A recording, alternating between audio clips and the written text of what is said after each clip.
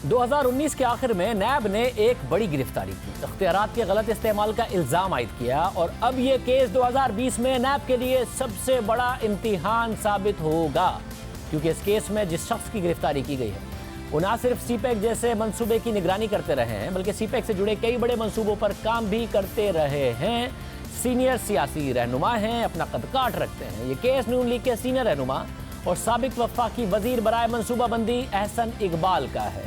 एहसन इकबाल को नैब ने गुज़िश्ता साल दिसंबर में नारोवाल स्पोर्ट्स सिटी में मुबैना करप्शन के इल्जाम में गिरफ्तार किया और ये तस्वीर आज की तस्वीर है जिसमें उन्हें असेंबली में पेश किया गया। उस पर यह तस्वीर निकाली गई है। इस वक्त वो अडियाला जेल में कैद हैं। उन्होंने इस्लामाबाद हाई कोर्ट से जमानत के लिए रुजू कर लिया है और पीर को यानी 10 फरवरी को हाई कोर्ट उनकी दरख्वास्त सुनेगी। नैब ने अपना जवाब जमा कराना है, यानी नैब को किसी भी सूरत अपना केस साबित करना होगा और ठोस दलाइल देने होंगे, अदालत को मुतमईन करना होगा। मगर इस केस में नैब के तरीक़ाकार ने कई कानूनी सवालात उठा दिए हैं, दीगर कई केसेस की तरह, जिस पर अदालत ने जमानती फैसलों में नैब की नीयत और तरीक़ाकार पर सवालात उठाए।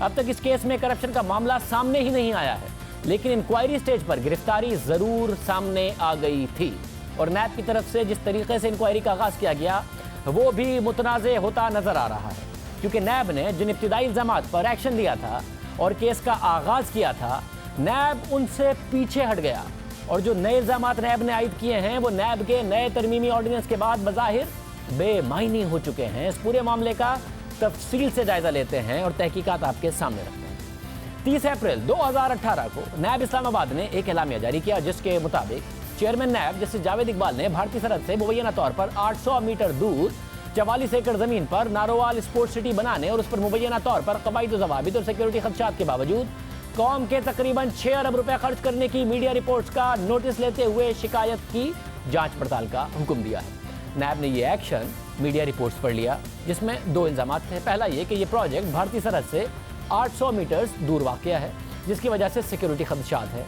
पहले इस इल्ज़ाम का जायजा लेते हैं कि क्या वाकई ये प्रोजेक्ट भारतीय सरहद से 800 मीटर दूर वाक़या है। हमने नारोवाल में मौजूद जियो न्यूज़ के नुमाइंदे से इस प्रोजेक्ट और भारतीय सरहद के दरमियान फासले का जायजा लेने के लिए कहा, तो हमें ये तफसीलात दी गई कि यह प्रोजेक्ट भारतीय सरहद से तकरीबन 11 किलोमीटर दूर वाक़या है। साथ ही हमने गूगल मैप से जब इस फासले का जायजा लिया तब भी ये बात सामने आई कि ये 800 मीटर की दूरी पर नहीं है, बल्कि 8 से 11 किलोमीटर की दूरी पर है।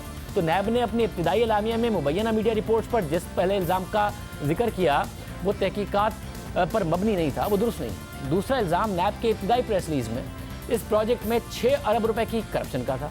जब इस दूसरे इल्ज़ाम का जायजा लिया गया तो पता चला कि अब तक इस प्रोजेक्ट के लिए मुख्तस ही 2 अरब 90 करोड़ रुपए हुए हैं और ये सारी चीज़ें सरकारी दस्तावेजात में मौजूद हैं। तो नैब ने मीडिया रिपोर्ट्स पर 6 अरब रुपए की करप्शन की तहकीकात का आगाज़ कैसे किया, क्यों ये प्रेस रिलीज में लिख दिया। पीएसडीपी में हर साल इस प्रोजेक्ट के लिए फंड्स मुख्तस करने का रिकॉर्ड मौजूद है। साल 2013 और 14 में पीएसडीपी में इस प्रोजेक्ट के लिए 20 करोड़ रुपए मुख्तस किए गए।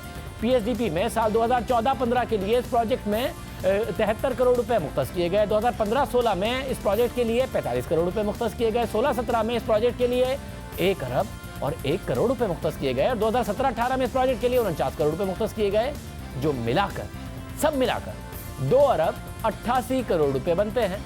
और उसमें ज़मीन की लागत जो 3 करोड़ रुपए थी उसे शामिल किया जाए तो ये रकम 2 अरब 91 करोड़ रुपए बनती है। जबकि पीपल्स पार्टी के दौर में इस प्रोजेक्ट पर 3 करोड़ रुपए खर्च हुए थे, अगर उसे भी शामिल कर लिया जाए तो ये पूरा मामला 2 अरब 94 करोड़ रुपए के करीब आता है। तकरीबन 3 अरब रुपए बन सकते हैं, मगर 6 अरब रुपए तो कहीं से बनते ही नहीं हैं। ये तो खुद हुकूमत के अपने बजट डॉक्यूमेंट के मुताबिक बनते नहीं हैं। पब्लिक डोमेन में सारी दस्तावेजात मौजूद हैं, लेकिन नैब ने इनका जायजा लेने से पहले मीडिया रिपोर्ट्स पर ही 6 अरब रुपए की मुबैना करप्शन पर जांच पड़ताल का आगाज कर दिया और उसे मीडिया में रिलीज कर दिया। दिलचस्प बात यह है कि यह एक्शन मीडिया रिपोर्ट्स पर लिया गया और मीडिया में रिलीज कर दिया गया। किन मीडिया रिपोर्ट्स पर लिया गया ये अब तक नहीं पता चल सका। जब इस मामले की तहकीकात कर रहे थे हम, तो हमने नैब के तर्जुमान से पूछा था कि वो कौन सी मीडिया रिपोर्ट्स हैं जिन पर इदारे ने नोटिस लिया, तो उनका कहना था कि मामला अदालत में चल रहा है और नैब अपना मौक़िफ़ अदालत में ही पेश करेगा। बहरहाल नैब के 30 अप्रैल 2018 के इब्तिदाई एलामिया के बाद नैब की इंक्वायरी तेज़ हुई। एहसन इकबाल को नैब ने मुतअद्दिद दफ़ा समन जारी किए, उन्हें सवालनामा भी भेजा गया। 23 दिसंबर को जब एहसन इकबाल नैब के सामने पेश हुए तो उन्हें गिरफ्तार कर लिया गया। हालांकि वो मुसलसल नैब के बुलाने पर उसके सामने पेश होते रहे। मुल्क से बाहर उम्रे के लिए गए, वापस आए तो पेश हुए।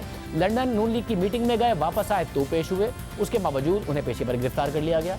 24 दिसंबर को नैब ने एहसन इकबाल को अदालत के सामने पेश किया और इसी अदालत में नैब प्रोसिक्यूटर ने एतराफ़ किया कि एहसन इकबाल पर किकबैक्स या जाती करप्शन का कोई इल्ज़ाम नहीं। ये नैब के वकील ने खुद अदालत को बताया कि उन पर जाती करप्शन का कोई इल्ज़ाम नहीं।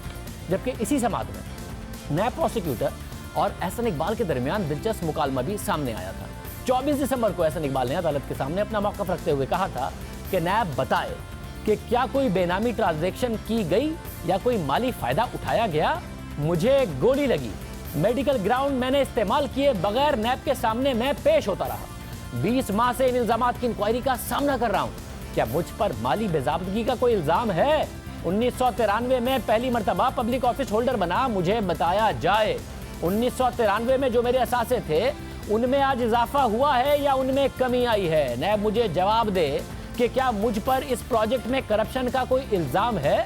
जिस पर नैब प्रोसिक्यूटर ने कहा कि आप पर करप्शन या किकबैक्स वसूली का इल्ज़ाम नहीं है, आप पर इख्तियारात के गलत इस्तेमाल का केस है। इख्तियारात का नाजायज़ इस्तेमाल करके खजाने को नुकसान पहुंचाना भी करप्शन है। इस मौके पर एहसन इकबाल ने कहा कि नारोवाल स्पोर्ट्स सिटी मंसूबे की तमाम मुतल्लिका इदारों से मंजूरी ली, फंड्स पीएसडीपी के जरिए जारी हुए, पार्लियामेंट ने मंजूरी दी।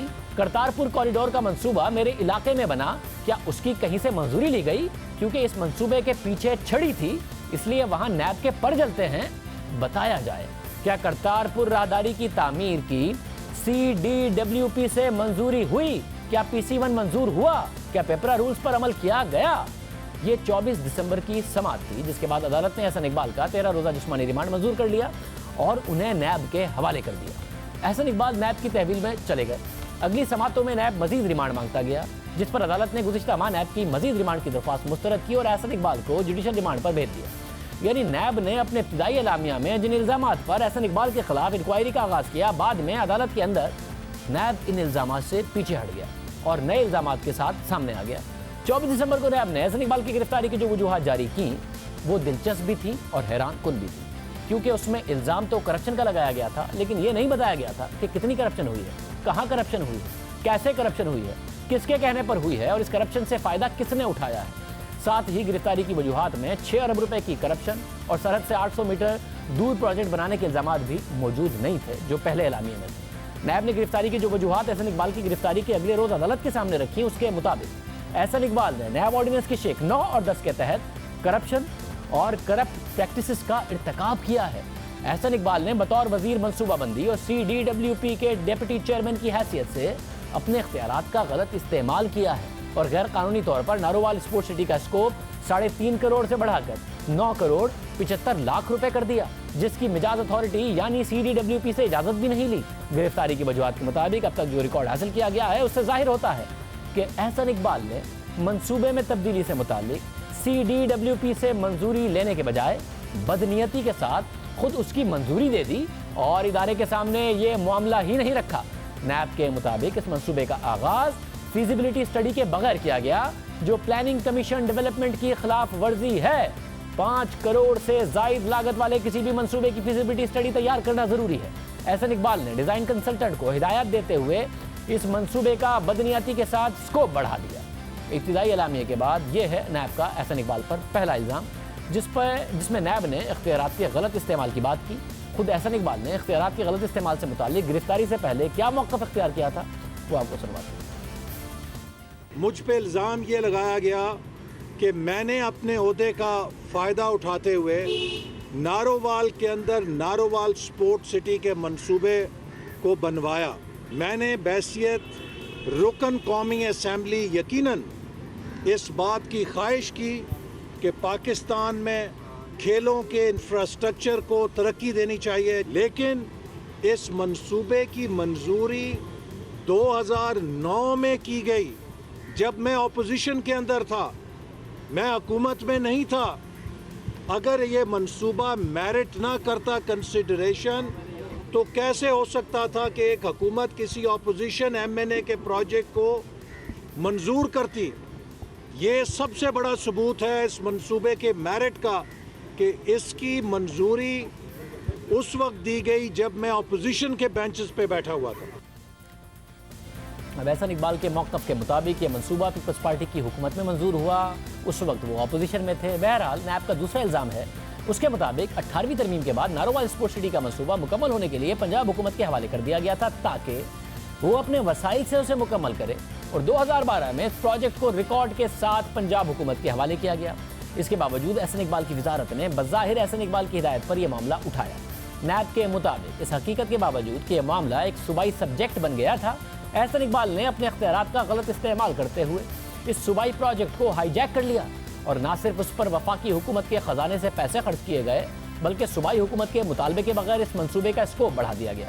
यानी कहीं पर करप्शन की बात नहीं की गई, जो इल्ज़ामात लगाए गए वो प्रोसीजरल मामला तक महदूद हैं और ये कहा गया कि मंसूबा जब सूबे को मुंतकिल किया गया था तो वफाकी वजीर की हैसियत से एहसन इकबाल ने उसे हाईजैक कर लिया।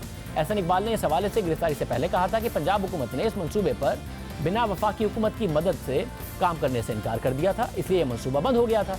और जब वो वजीर बराए मंसूबा बंदी बने तब उन्होंने बाज़ ऐसे मंसूबों को बहाल करना शुरू किया जिन पर काम रुक गया था और उसमें नारोवाल स्पोर्ट्स सिटी भी शामिल था, जिसका स्कोप बढ़ाया गया, इसकी सहूलियात बढ़ाई गई और इसी वजह से उसकी लागत में भी इजाफा हुआ, जिसकी मंजूरी CWP ने दी और CDWP ने में उस वक्त तहरीक इंसाफ की खैबर पख्तूनख्वा हुकूमत के रुकन भी शामिल थे। यानी इब्तिदाई तौर पर जो गिरफ्तारी की वजूहात नैब ने बताई वो बज़ाहिर कमज़ोर नज़र आ रही थी और एक स्पोर्ट्स सिटी का प्रोजेक्ट है, इसमें क्या सवाल उठ सकता है नैब ये भी नहीं बता रहा। जिस दिन यानी 24 दिसंबर को गिरफ्तारी की वजूहात सामने आई तो इस हवाले से हमने नैब के साबिक प्रोसिक्यूटर इमरान शफीक से सवाल किया था कि क्या गिरफ्तारी की ये वजूहात इतनी मजबूत हैं कि नैब इस केस को आगे लेकर चल सके, तो उनका क्या कहना था वो आपको सुनवाते हैं। इस पूरे नोटिस को जब आप पढ़ते हैं, ये एक सियासी नुक्ता नज़र तो हो सकता है कि प्रोजेक्ट हाईजैक हो गया, सूबाई हुकूमत किसी पर इल्ज़ाम लगाए, वफाकी पर वफाकी सूबाई पर लगाए, लेकिन कानून की नज़र में प्रोजेक्ट कभी हाईजैक नहीं हुआ करते। जो जिस अंदाज में इसको यहाँ बयान किया गया इस ग्राउंड ऑफ अरेस्ट में एक यूनिक चीज़ है। जब अब आपके पास था क्या, आप क्या कह सकते थे इस प्रोजेक्ट के बारे में? आप ये इल्ज़ाम इस प्रोजेक्ट के बारे में लगा लेते कि आपने मिस यूज़ ऑफ अथॉरिटी के तहत क्या गेन हासिल किया है, या आपने खुद अगर कोई गेन हासिल नहीं किया तो आपने अपने तवस्सुत से किसी दूसरे शख्स को, किसी अजीज़ को, क्या आपने फ़ायदा उस प्रोजेक्ट को, उस कॉन्ट्रैक्ट को देने में, उन ठेकों के हवाले से क्या फ़वाइद आपने दूसरों को दिए हैं? इस किस्म का कोई इल्ज़ाम उस नोटिस में जो आज ग्राउंड ऑफ अरेस्ट दी गई हैं उसमें नज़र नहीं आता। अच्छा, ये इल्ज़ाम भी नहीं है, फिर अगला इल्ज़ाम भी आपके ऊपर नहीं है कि आप इसमें डिस्क्लोज कहीं नहीं हो रहा कि आपने किस किस्म की इस केस में किकबैक्स ली हैं या आपने कमीशन लिए हैं, अपनी मनपसंद लोगों को आपने कोई ठेके दिए हैं, नवाजा है, या आपके अकाउंट्स में किसी किस्म की कोई ट्रांसफ़र आई है, या ये सारा प्रोसेस आपने बेनामी के तौर पर किया है। बल्कि ये केस पूरे का पूरा रिवॉल्व करता है खानज़ादा साहब सिर्फ और सिर्फ अप्रूवल के प्रोसेस से। जो एग्जीक्यूशन है, जो असल में मेन करप्शन जहां होती है वो एग्जीक्यूशन का प्रोसेस हुआ करता है। एग्जीक्यूशन की हद तक और उस प्रोजेक्ट के मुकम्मल होने की हद तक किसी किस्म का कोई इल्जाम इस ग्राउंड ऑफ अरेस्ट में नहीं नजर आता। तो अब सिर्फ अप्रूवल के प्रोसेस को, जिसको आप तस्लीम करते हैं कि ये अप्रूवल का प्रोसेस बाद में एक्स पोस्ट फैक्टो उसकी अप्रूवल हो गई है। अच्छा, उस अप्रूवल के प्रोसेस पर भी किसी किस्म का इल्जाम नहीं है कि किसी इदारे ने कभी इस पर कोई कहा हो कि ये अप्रूवल गलत हुई है, ये अप्रूवल करने वाले लोग उन्होंने गलती जो अपने इख्तियारात का नाजायज इस्तेमाल किया है, ऐसा भी कोई इल्ज़ाम नहीं है। पब्लिक अकाउंट्स कमेटी ने भी इस मामले को आपके पास रेफर नहीं किया। तो मुझे यूं लगता है कि जैसे इस पूरे प्रोसेस में जो ग्राउंड ऑफ अरेस्ट हैं ये इंतहाई वीक किस्म की हैं और इसमें जो करप्शन का जो एलिमेंट है और मिस यूज़ ऑफ अथॉरिटी के जरिए जो इलीगल गेन हुआ करता है वो शायद इसमें नज़र नहीं आता। एट द मोस्ट अगर इन तमाम इल्ज़ामात को मान भी लिया जाए तो ये प्रोसीजरल इर्रेगुलरिटीज़ और इंतज़ामी जो और ज़ाब्ता कार की जो थोड़ी बहुत खिलाफ वर्जियाँ होती हैं उसके ज़ुमरे में इस केस को लाया जा सकता है। लेकिन नैब के परव्यू में, NAO 99 के परव्यू में, करप्शन के परव्यू में इसको लाना ज़रा मुश्किल हो जाएगा। साबिक नैब प्रोसिक्यूटर की भी यही राय थी कि गिरफ्तारी की वजूहात में करप्शन का और ज़ाती फ़ायदे का कोई इल्ज़ाम नहीं लगाया गया। जो वजूहात बताई गई वो कमज़ोर हैं और कोई भी प्रोजेक्ट हाईजैक नहीं होता बल्कि आपने उसके अंदर करप्शन दिखानी होती है। यानी एक तरफ नैब ने जो इब्तिदाई इलामिया जारी किया और उस इलामिया में जो इल्ज़ामात लगाए गए, बाद में नैब खुद उनसे इल्ज़ामात से पीछे हट गया और फिर जो नए इल्ज़ामात लगाए उसमें करप्शन की कोई बात ही नहीं की गई। नैब ने सिर्फ प्रोसीजरल खामियों की निशानदही और इख्तियारात के गलत इस्तेमाल का इल्ज़ाम लगाया गया। लेकिन मामला यहाँ भी नहीं रुका। दिलचस्प बात यह है कि एहसन इकबाल की गिरफ्तारी के 4 दिन बाद वफाकी हुकूमत ने नैब ऑर्डिनेंस में अचानक तरमीम कर दी और बताया कि जो प्रोसीजरल खामियों से मुताल्लिक नैब एक्शन नहीं ले सकता, और साथ ही नैब के सेक्शन 9 की शिक 6 में भी तरमीम कर दी। और ये वही शिक थी जो एहसन इकबाल के केस पर नैब ने लागू की थी, जो इख्तियारात के गलत इस्तेमाल से मुताल्लिक है। इस तरमीम ने एहसन इकबाल के केस को मज़ीद कमज़ोर कर दिया। कैसे किया, इसका भी जायज़ा लेते हैं। 27 दिसंबर को काबीना की तरफ से सर्कुलेशन के जरिए जिन तरामीम की मंजूरी दी गई, इसमें नैब ऑर्डिनेंस के सेक्शन 9 में तब्दीली सबसे अहम है। नई तरमीम के मुताबिक नैब ऑर्डिनेंस के सेक्शन 9 की शिक 6 में इस वजाहत का इजाफा किया जाता है कि इस शिक के तहत अवामी ओहदेदार की तरफ से किसी चीज़ को भी इख्तियारात के गलत इस्तेमाल के तौर पर नहीं लिया जाएगा जब तक इस बात के ठोस सबूत मौजूद ना हो कि अवामी ओहदेदार ने उस इख्तियार का इस्तेमाल करते हुए माली फ़ायदा या असासे हासिल किए हों जो उसके ज़राए आमदनी से मुताबिकत नहीं रखते और वो शख्स इसका जवाब फराहम ना कर सकता हो। यानी नई तरमीम में वाज़ेह कर दिया गया है कि नैब अगर इख्तियारात के गलत इस्तेमाल पर केस बनाएगा तो उसे पहले बताना पड़ेगा कि इस अवामी ओहदेदार ने कोई माली फ़ायदा उठाया हो, कोई माली करप्शन की हो, और ये भी बताना पड़ेगा कि इस अवामी ओहदेदार के असासों में क्या इजाफा हुआ है। जबकि इस ऑर्डिनेंस की तरमीम से पहले नैब प्रोसिक्यूटर खुद ही एहसन इकबाल के केस में अदालत में कह चुके हैं कि एहसन इकबाल ने माली करप्शन नहीं की, कोई किकबैक्स भी नहीं लिए, बल्कि इख्तियारात का गलत इस्तेमाल किया जो खुद उनके बकौल एक करप्शन है। यानी अदालत में नैब ने जो मौक़िफ़ दिया उसे नैब का नया ऑर्डिनेंस बज़ाहिर बेमायने करार देता है। साथ ही नैब के नए तरमीमी ऑर्डिनेंस में एक और बात का इजाफा किया गया था जिसके मुताबिक इस ऑर्डिनेंस के तहत किसी भी हुकूमती प्रोजेक्ट की प्रोसीजरल खामियों को लेकर किसी भी पब्लिक ऑफिस होल्डर के खिलाफ कार्रवाई उस वक्त तक नहीं की जाएगी जब तक ये जाहिर नहीं हो जाता कि उस अवामी ओहदेदार ने खुद को कोई माली फ़ायदा पहुंचाया हो या असासे हासिल किए हों जो उसकी आमदनी से मुताबिकत ना रखते हों, और उसके लिए वाज़ेह सबूत भी होने चाहिए। जब नैब ऑर्डिनेंस में ये नई तरमीम की गई तो अदालतों में बरियत की दरख्वास्तों का अनबार लग गया और साबिक वज़ीर आज़म राजा परवेज़ अशरफ ने उसी तरमीम का सहारा लेकर गुज़िश्ता रोज़ गैर कानूनी भर्तियों के केस में बरियत भी हासिल कर ली। इसी तरह इस नई तरमीम के बाद एहसन इकबाल का पहले से कमज़ोर केस मज़ीद कमज़ोर हो गया है, क्योंकि ये तरमीम वाज़ेह करती है कि किसी प्रोजेक्ट में महज प्रोसीजरल खामियाँ मौजूद होना करप्शन नहीं है। और यही बात नैब में तरमीम करने के बाद वज़ीर आज़म के मुआविन खुसूसी बराए एहतसाब शहजाद अकबर ने की। गुड फेथ का डिफेंस ये है कि आपने एक काम किया है और उसके अंदर कोई करप्शन नहीं है तो वो गुड फेथ है। करप्शन है, बेनिफिट दिया गया है, पास ऑन हुआ है, आपको बेनिफिट हुआ है, तो तभी वो करप्शन बनेगी ना। तो करप्शन की डेफिनेशन में जो चीज़ फॉल करेगी वही आएगी। बाकी किसको फ़ायदा होता है या किसको नहीं होता उसका अल्टीमेट जज उनकी केसेस के अंदर कोर्ट्स होंगी। ये फैसला मैंने या मुराद सईद ने बैठ के नहीं करना, अदालतों ने फैसला करना है। तो जिस केस के अंदर देखिए, क्या आप मुझसे इससे डिसएग्री करेंगे कि बहुत सारे ऐसे केसेस हैं वो जो वैसे बना लिए जाते हैं, बैलेंसिंग एक्ट भी हो जाता है।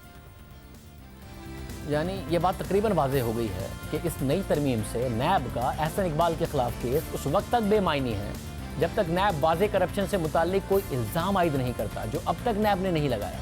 मगर दिलचस्प बात यह है कि एहसन इकबाल ने नैब के इस नए तरमीमी ऑर्डिनेंस से कोई भी रिलीफ हासिल करने से इनकार कर दिया है और चैलेंज किया है कि अगर नैब के पास कोई केस है तो वो इसे साबित करे। उनके ख़ानदान की तरफ से उनसे मंसूब ये बयान सामने आया कि नैब ने उनकी साख को नुकसान पहुंचाया है और वो इस केस का सामना करके अपनी साख बहाल करना चाहते हैं और नए नैब तरमीमी ऑर्डिनेंस का सहारा नहीं लेंगे। ये ऑर्डिनेंस कहता है कि अगर असासे बनाए हैं तो वो साबित करें। एहसन इकबाल चैलेंज कर रहे हैं कि मैं 1993 से पब्लिक ऑफिस होल्डर हूँ, पिछले दौर में नहीं, 1993 के बाद साबित कर दें कि मेरे असासों में इजाफा हुआ या कमी हुई है। खुद नैब के प्रोसिक्यूटर अदालत में कह रहे हैं कि इस प्रोजेक्ट में नैब कोई ज़ाती करप्शन का इल्ज़ाम एहसन इकबाल पर नहीं लगा रहा। और अब इस्लामाबाद हाई कोर्ट ने उनकी ज़मानत की दरख्वास्त पर नैब को नोटिस जारी कर दिया है। देखना होगा कि नैब इस्लामाबाद हाई कोर्ट में क्या मौक़िफ़ इख्तियार करता है, क्योंकि अगर नैब एहसन इकबाल के खिलाफ अपना केस साबित नहीं कर पाता तो उसे एक बार फिर शर्मिंदगी का सामना करना पड़ सकता है। पहले ही आला अदालतों के ज़मानती फैसले नैब की कारकर्दगी, किरदार और नीयत पर सवालात उठाते आए हैं। जबकि एहसन इकबाल के केस से मुतालिक नैब का मौक़िफ़ जानने के लिए आज हमने उनके तर्जुमान को एक दफ़ा फिर प्रोग्राम में आने की दावत दी। जब से हम इस मामले पर तहकीक कर रहे हैं कि मुतादिद बार दावत दे चुके हैं, मगर उनका यही कहना था कि मामला अदालत में ज़ेर समाअत है और नैब अदालत में ही अपना मौक़िफ़ पेश करेगा। ज़ाहिर प्रेस रिलीज़ पब्लिक कर दी जाती है, मगर वो कहते हैं कि मामला अदालत में पेश किया जाएगा। मुतादिद बार उन्हें ये भी रिमाइंड करा चुके हैं कि हुकूमती वुज़रा तो बाकायदा तौर पर ज़ेर इल्तवा केसेस की जो डॉक्यूमेंट्स हैं वो लेकर प्रेस कॉन्फ्रेंस कर रहे होते हैं और मुख्तलिफ टॉक शोज़ में जाके बात कर रहे होते हैं, मगर बहरहाल इस के हवाले से हमें मौक़िफ़ नहीं मिला। अब देखते हैं अदालत क्या फ़ैसला करती है। इजाज़त दीजिए, अल्लाह।